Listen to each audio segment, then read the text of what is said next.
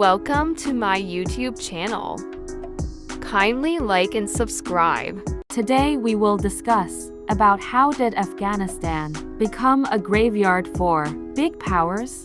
Since the 19th century, Afghanistan has been called the graveyard of empires. Multiple superpowers, the British Empire, the Soviet Union, and the United States have successfully occupied the country in the last 200 years, but they have always been afterwards expelled by the Afghans. The United States' 20-year-long occupation was the longest of these modern examples, but Afghanistan has throughout its longer history also endured invasions from Persians, Greeks, Mongols, and many more. Explanations are offered for why Afghanistan defeats great states again and again. Its landscape and climate is inhospitable, its people tribal. It is surrounded by countries sympathetic to its people and hostile to foreign invaders. This produces a view of Afghanistan as a place that can never really be conquered, and yet foreign powers try again and again. The Anglo-Afghan Wars of the 19th, early 20th centuries were part of the Great Game, a clash between Russia and Britain as they wrestled for power over Central Asia. It was quite a lot like the Cold War.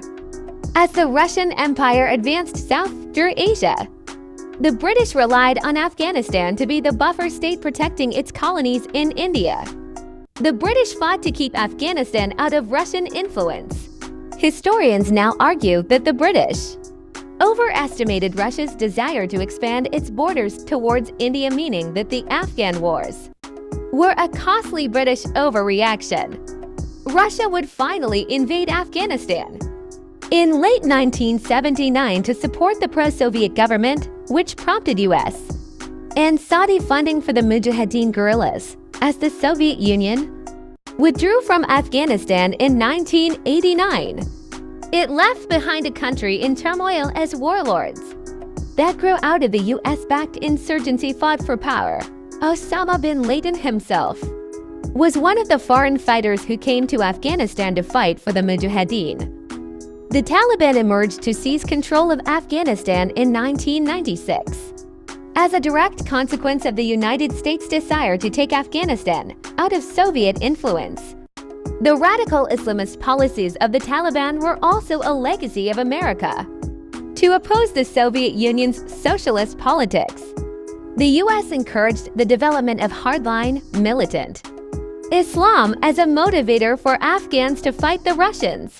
The attacks on September 11th and the subsequent invasion and occupation of Afghanistan are the consequences of America's own Cold War policies against Russia. However, this view of Afghanistan as a problem to solve is much less important than the question of why foreigners have been so driven to try to bring it under control.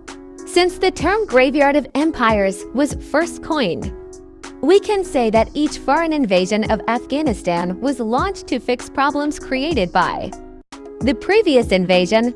As the Taliban solidifies its reign over Afghanistan, it is the legacy of a series of failed Western interventions into the graveyard of empires. It seems inevitable that in a few years some other superpower will try to invade, to remove the Taliban one more time, and then leave an even bigger mess behind that will provoke yet another future invasion, and so history will repeat itself until and unless Afghanistan is given the space to find its own path.